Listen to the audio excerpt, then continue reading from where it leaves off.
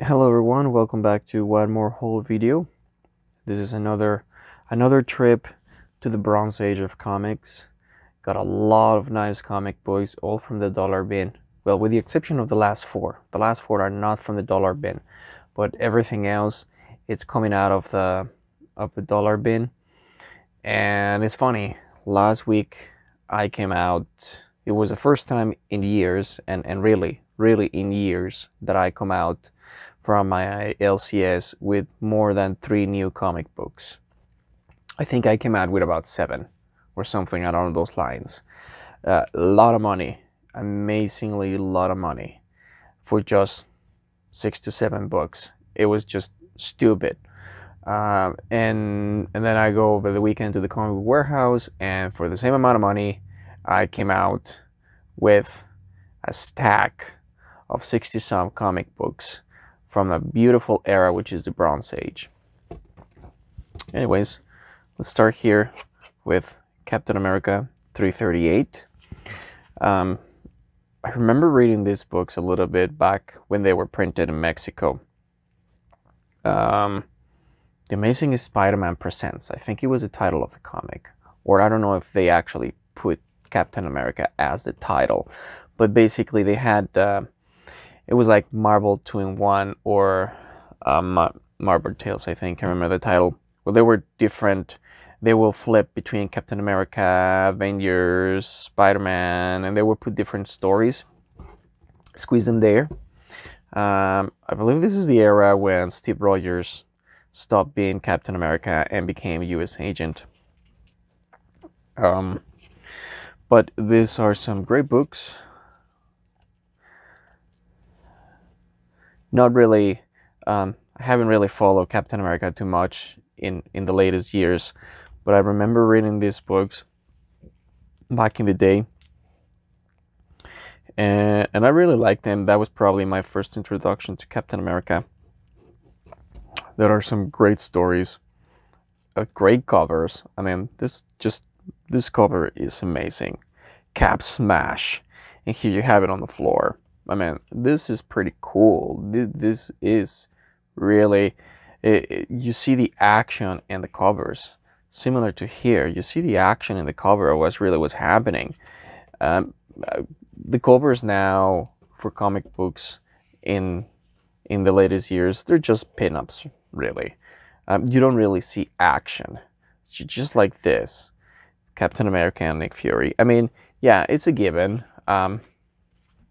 Even in the Bronze Age and Silver Age, there were some covers that they were kind of like more like pinups, but they were very rare.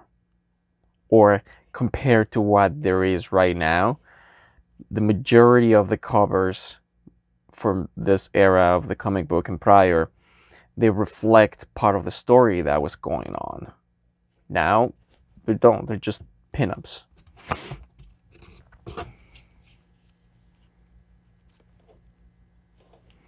Really, really nice cover.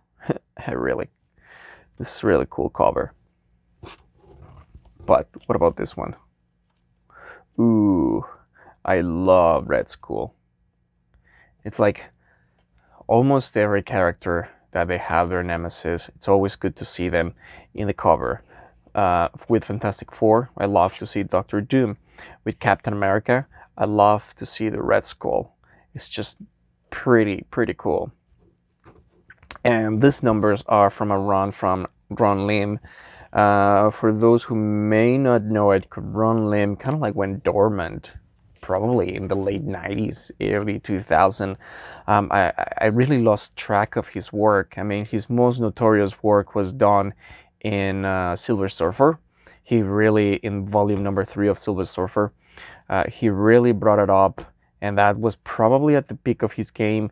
He did Silver Surfer, he did Captain America, he was involved in the Infinity Gauntlet saga. I think he did number 4, 5, and 6, or 5 and 6. I can't remember, but he finished basically the Infinity Gauntlet saga, and then after that, I believe he released the Infinity Crusade and Infinity Wars. I really like it. he's drawing. It's classic from the Bronze Age era. It's just beautiful. I mean, just look at all the action that it was packed in just the cover. It was amazing. Really, really amazing. 380.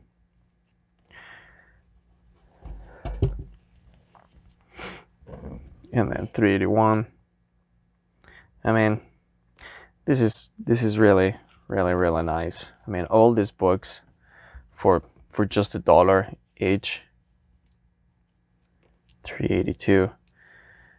I think at this point I was starting to buy American books out of the rack, not just reprints that we're doing there. I mean, the dynamic on these covers, the colors, I really, really, really love it. Look at this one. Hang on. Just grab it. Look at this one. Wow. Look at the face of US Agent. Obviously, he is pissed off. All the shattered glass. It's just insane. I mean, the amount of energy that the covers pack back in the day, and when I say back in the day, I mean, for some people, I mean, it's like it was just yesterday. I mean, it was the Bronze Age. It was just in the 80s, 90s. It was just pretty cool. There was just a lot. I was pretty happy because I could get this story complete. Because one of the things that the only problem with the dollar bin is you can't really have a lot of runs.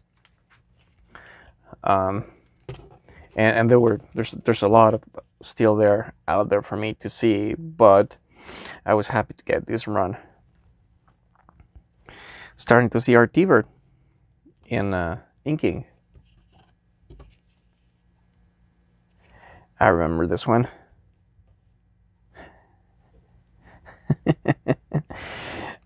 This brings me back a lot of memories. Pretty cool. I love these books. Look at this. Remembering Wolverine and the Weak Point X. Really, really cool. All of the covers, every single cover that I have shown you, there's action. There's dynamic on them. There's color. They're not just pinups. Just look at this. Pretty cool. I'm pretty sure by this number, by now, Steve Rogers was back as Captain America a few comic books back.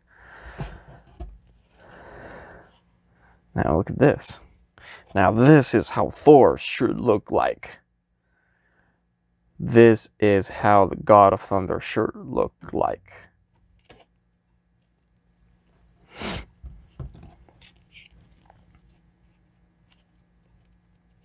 Captain America.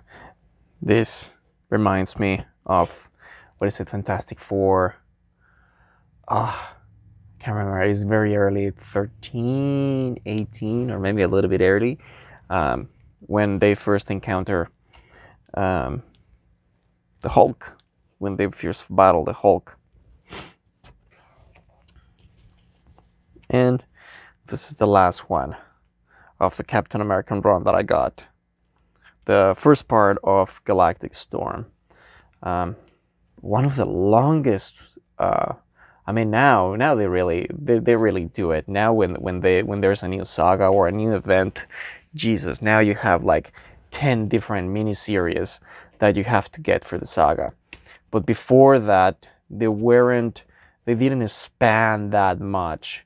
They were only very, like, Galactic Storm, I think, is one of the longest ones, and then we have Act of Vengeance, and Secret Wars, but really they were just really tied-ups, very small little tie-ins in other books.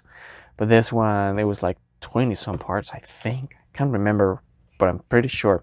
I was never able to read this Galactic Storm, so I'm looking to start digging up the ones from that saga. Here we have Avengers Spotlight.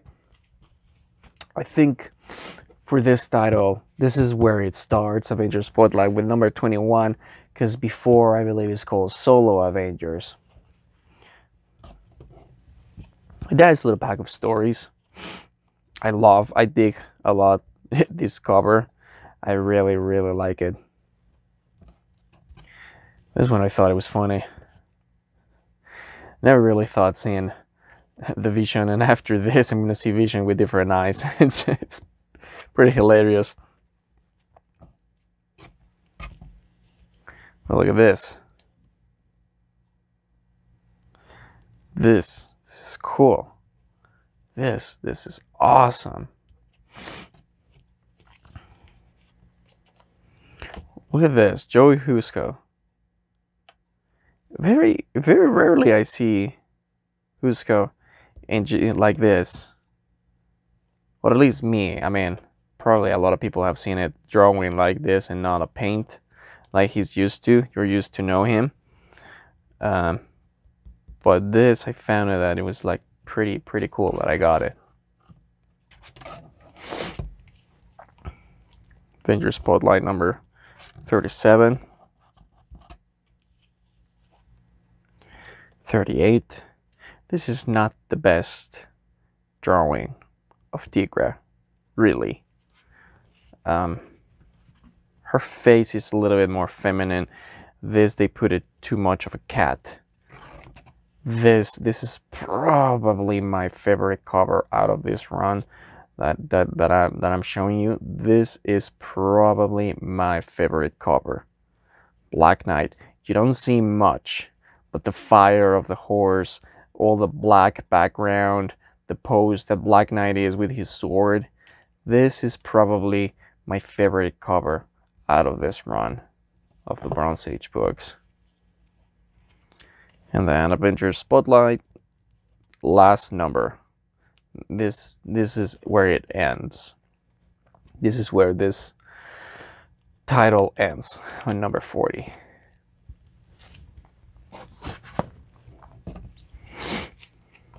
We have the Evolutionary War, an annual number 3.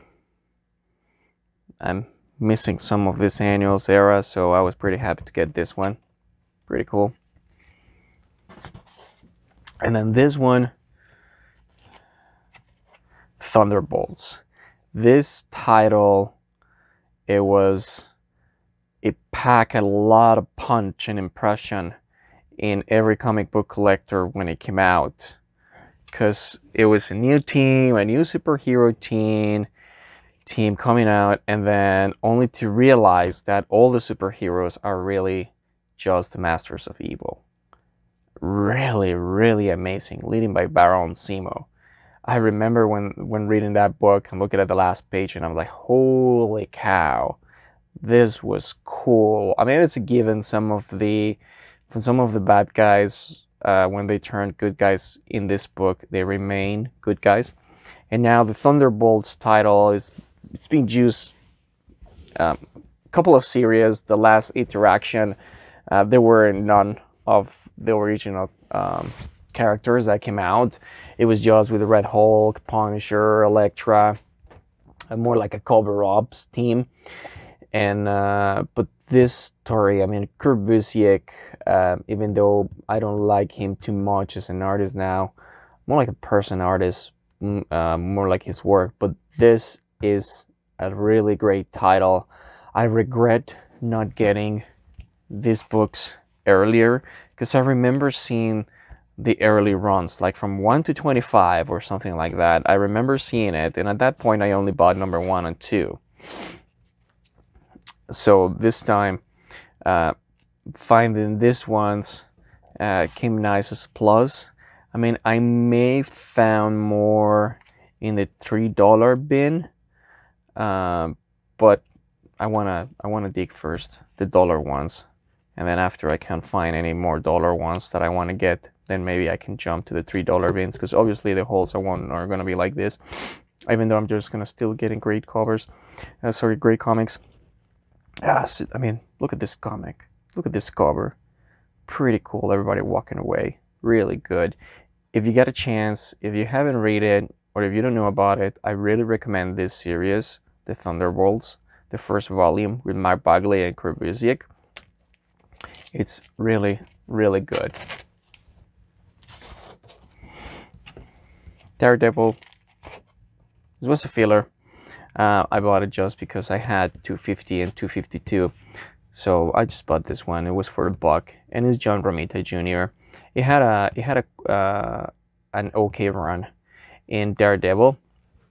I'm gonna see maybe if I can get some others of him, but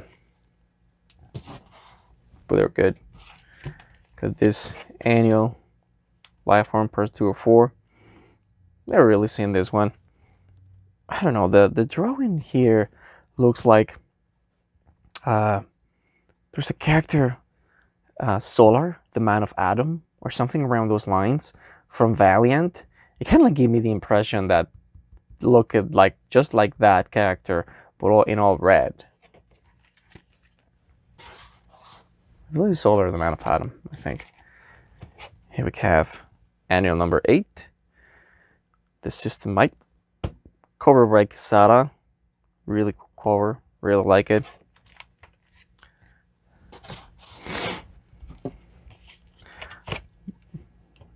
New Mutants number 84. I got this one because it was part of the Act of Vengeance.